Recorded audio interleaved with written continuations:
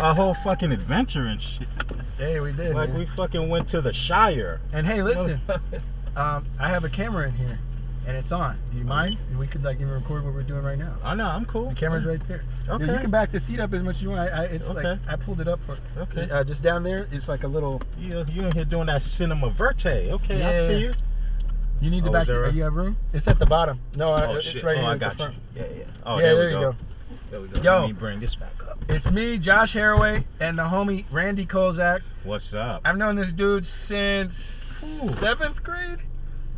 Yeah. We went to performing arts school together back in West Palm Beach, Florida. School of the Arts. Palm Beach County School of the Arts, a.k.a. Dreyfus School of the Arts. They changed it to Dreyfus. We were not part of that, but we respect Dreyfus. It's We cool. respect Dreyfus, but I still Palm Beach County School of the Arts with the little artistic logo, the paint dripping. I love that shit to this day. Yeah, man. That's my favorite logo. Yeah, we to gotta this get day. we gotta get that logo up on the screen. But That's right. we just did Tupac's Walk of Fame star induction.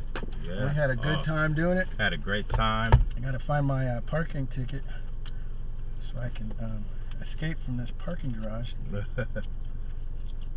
And then, yeah, man. Yeah. It was a good day. I was telling the homie that what I liked about the documentary was that, because I've seen all the Tupac documentaries, like no cap, seen all of them. And this is the best because you really can't tell his story without telling her story, you know? Yeah, his mom. Yeah, you gotta give the backstory. As they say in acting class, like, you know the character, but what's the backstory of your character?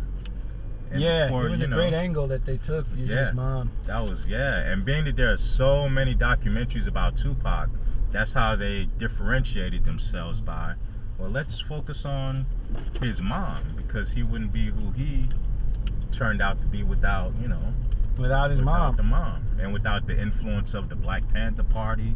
They threw the history in there, and that was... Yeah, I thought it was beautiful, man. I'm just honored to be a part of something so good. I think people are going to be watching it for years into the future. And Yeah. it's crazy. I don't know why, but I'm obsessed with history. Yeah. Just the fact that something could be immortalized and last for a long, long time, it just really gets me off. I don't know why. And Yeah.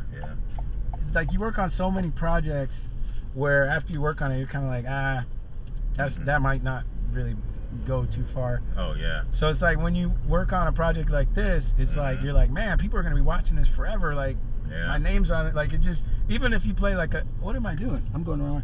Even if you play like a small part in it, you're just like, oh, this is cool. Like, I'd rather be a small part in that than like 100% And something that's like whatever. Nobody's ever gonna care about. Yeah. Yeah, exactly. So hopefully. There's a spiritual component to that, There's a spiritual component to letting a spirit guide you in your life. It's some,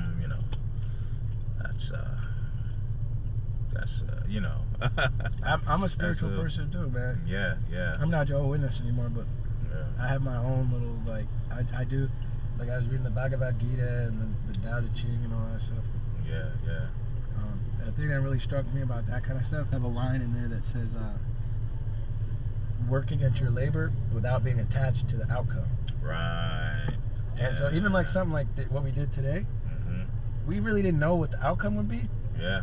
But we just did what we were going to do. We just went with the flow, yeah. And so it's like, and a lot of times you can't, because I consider myself a serendipitist. Yeah. Serendipity is my favorite word. Yeah. Finding value that you weren't necessarily like specifically searching for. Right. And as a serendipitist, I think one of the like foundational principles of being a serendipitist, which I kind of coined that myself, like, is not being attacked, because you don't know, you're going here, but the gold might be over here, right? You might get blown over here, and you got to go with it, and you got to kind of just pick up as you're going, and kind of like that's what we did today. Yeah. And it's cool. We had an objective, but we were like, hey, let's see what happens. I'm just trying to maximize whatever I could do, man. Yeah, any little thing. You're right, man. Any little thing you could do. We're fucking alive, man. Yeah. We're alive right now. Yeah, you're absolutely right. Any little thing, any little way we can make a dent in the universe. Yeah. And that's what it's all about. Just trying to make a dent in the universe. Yeah, man. any little thing. You could be chipping away, and then finally a breakthrough. You know, and that shit can happen at any time. Yeah, bro. And we don't determine when it happens. It'll happen when that shit happens. Our job is to just keep chipping away. You know. Who told me something like that? I think it was Mr. DeLuz, bro. I think Mr. DeLuz said something to me. After I did In the Heat of the Night. He said some shit to me like, we don't determine the rewards. We just put in the work. Some to that effect. Bro, that's straight out of the Bhagavad Gita. That's the same principle. Whether it's discovered separately or not. Yeah. That's what I'm getting at. Yeah. Because here's the thing, right? Let's say you paint a picture. You put your best work into it. Yeah. You put it out and everybody loves it. Now you feel good. Yeah. Now, same scenario, you put it out, everybody hates it. Now you feel bad. Yeah. But what did you really have to do with it? You just put your best work in, and you can't be tying yourself to other people. Oh, this and that, because that's not you have no control. You have nothing to do with that. All I can do is put my bandana on, work out, put the nose ring, and then go out, and then they got to do everything else. Yeah. I can't. What can I do? Be like, oh, that girl didn't come up and take a picture. Like, fuck that. You can't do it. Yeah. That's what he had said to me. He was like, you don't determine you don't say in your head, I'm gonna get this reward and that reward, and then this is gonna happen and that. Like, nah, you let go of that, and then you just go through the process. And you know why? Yeah. You might be trying to get a bag of apples and end up with a bag of diamonds. Yeah. And so you're literally cutting your reward down. If you're expecting a bag of apples and you're stuck on getting apples, you're stuck on that outcome. They're like, bro, I got your suitcase full of diamonds. You're like, get the fuck out of here. Yeah. I'm looking for apples. And it's like, bro, you should have taken that goddamn suitcase full of diamonds, bro. That's right. Dude, my favorite example is the gold rush. Okay. Yeah. So gold rush happened here in California, of course. 1848, 1849. Yeah. And actually it started in 48. But by 49, that's when it picked up to say they call it the 49ers. Yeah. It was this guy. Damn it, I forget his name. Is it Sumter? That's crazy. I forgot his name. I'm always telling that story. But anyway, I'll remember later. But anyway, he had a mill, and he was trying to build a mill. And he was devoted to building a mill. He was invested in building his mill. Okay. And one of his workers, I remember his worker's name and not his, John Marshall comes up. Yeah. He said, I found this nugget of gold. Like a fucking nugget. This was when you could just pick it off the ground. You didn't have to do much work. Yeah. And he's like, fuck. He's like, don't tell anybody because it could cause like commotion. We got to get this mill made. Yeah. Now you can't, if there's gold on the ground, that's a hard secret to keep.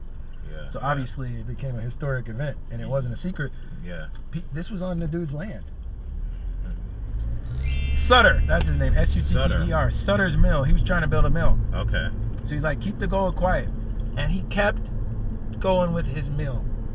Despite everything. There were people making fortunes off selling shovels. Yeah. You didn't even have to be getting gold. If you could just sell the accoutrements, the tools or whatever, you could make money selling that to the people who were trying to get the gold. Everybody was making money. Right. And he's like, fuck that. I'm making my mill.